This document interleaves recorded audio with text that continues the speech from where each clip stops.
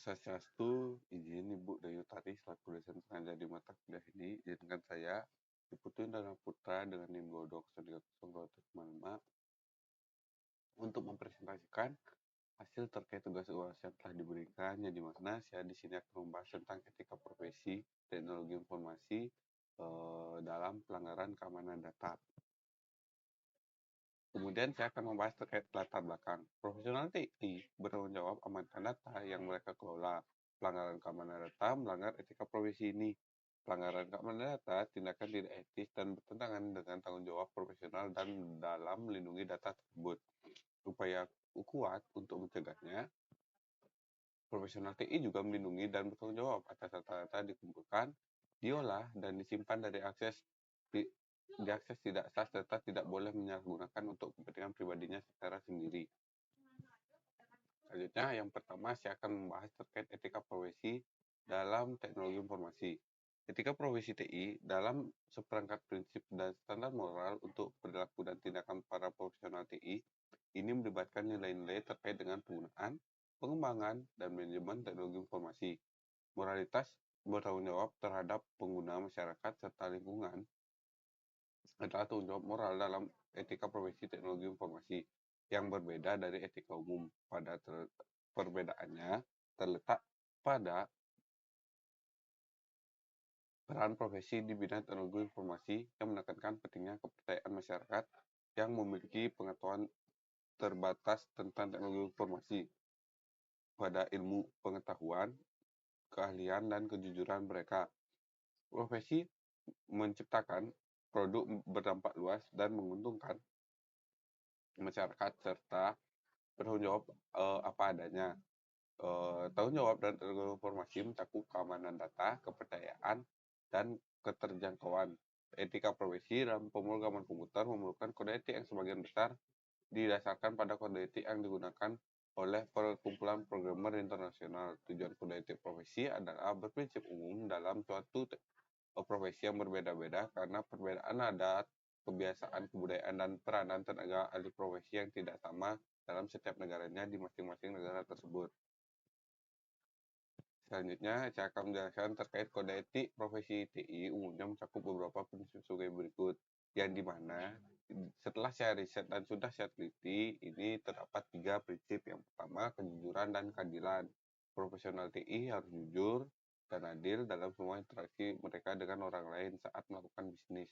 Yang kedua, tanggung jawab dan akuntabilitas. Profesional TI bertanggung jawab atas tindakan mereka dan harus akuntabel atas konsekuensinya. Kepercayaan kerahasiaan dan kerahasiaan. Profesional TI juga menjaga kepercayaan dan kerahasiaan informasi yang mereka akses. Selanjutnya, kemampuan data dalam konteks etika. Keamanan data adalah upaya untuk melindungi integritas, kerahasiaan, dan ketersediaan data dari ancaman dan risiko yang mungkin timbul. Konsep pada prinsip dasar keamanan data meliputi kerahasiaan, seperti memastikan data hanya diakses oleh pihak berwenang. Integritas itu mencegah modifikasi data tanpa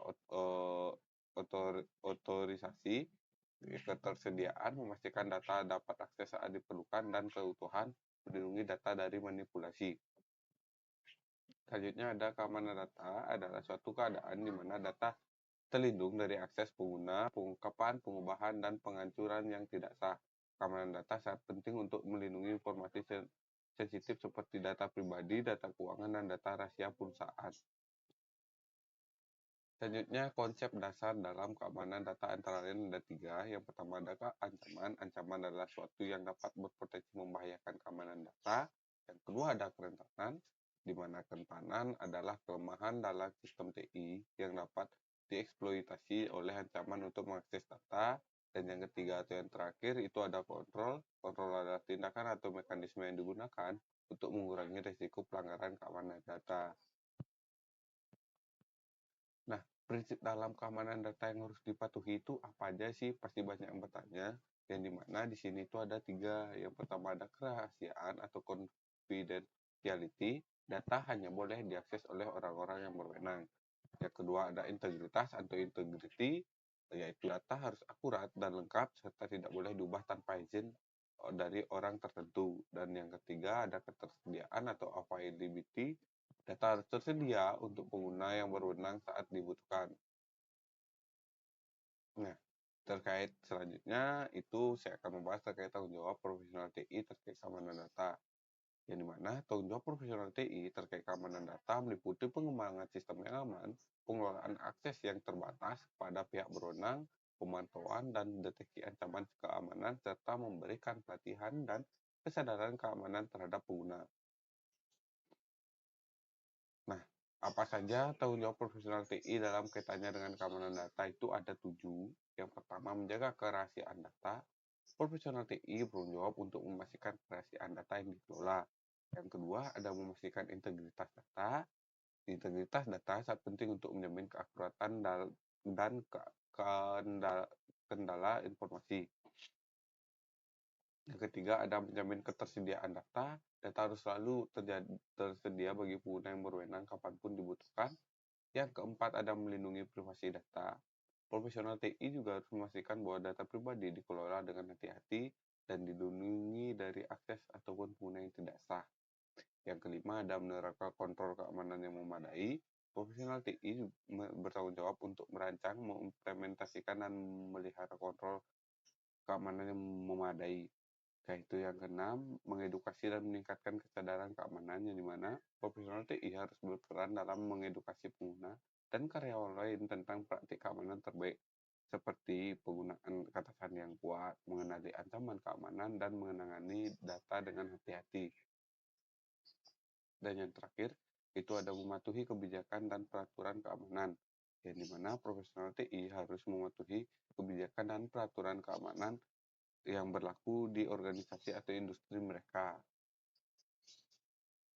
Selanjutnya tentang pelanggaran keamanan data dalam praktek. Ini ada 5 yang sudah saya riset dan sudah saya pilih, yang dimana yang pertama ada malware, yaitu program berbahaya yang dimaksud untuk merusak atau mengakses sistem komputer.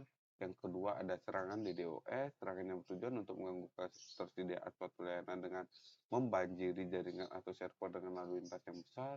Yang ketiga ada serangan brute force, penyerangan mencoba berbagai sandi atau inskripsi. Setelah itu ada phishing, teknik yang melibatkan pemalsuan identitas untuk memperoleh informasi sensitif dari pengguna seperti kata sandi atau rincian kartu kredit. Dan yang terakhir ada man in the middle atau MITM. Di mana serangan ini serangan di mana penyerang memposisikan dirinya di antara komunikasi dua pihak untuk pencuri informasi yang dikirimkan. Nah, pencurian identitas dan ancamannya itu ada 4. Yang pertama, pencurian data pribadi. Penjahat dapat mencuri data pribadi seperti nama, alamat, nomor jaminan sosial, dan informasi keuangan dari berbagai sumber seperti basis data perusahaan, situs web, dan dompet digital. Yang kedua, ada pencurian kartu kredit, yang dimana penjahat dapat mencuri informasi kartu kredit dari kartu visi yang dicuri atau dengan menggunakan skimming. Yang ketiga, ada penipuan phishing. Penjahat dapat mengirimkan email atau pesan teks yang tampak seperti berasal dari organisasi yang sah seperti bank atau perusahaan.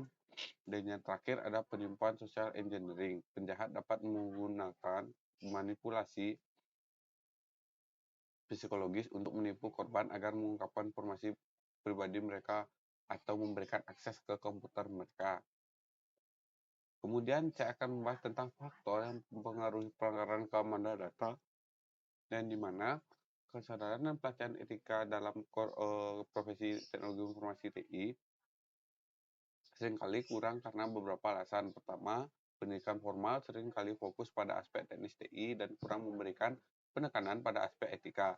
Hal ini dapat mengakibatkan para profesional TI tidak memahami sepenuhnya implikasi etis dari tindakan mereka. Kedua, perubahan cepat dalam industri seringkali membuat para profesional sibuk dengan tuntutan pekerjaan sehari-hari, sehingga kurang memberikan perhatian yang cukup pada pelatihan etika. Dan yang ketiga dan terakhir itu ada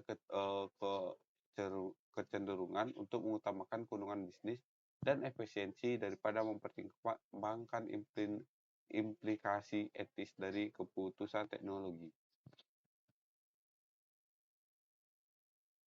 Itu saja yang bisa saya paparkan dan saya jelaskan terkait dengan tugas UAS yang telah diberikan.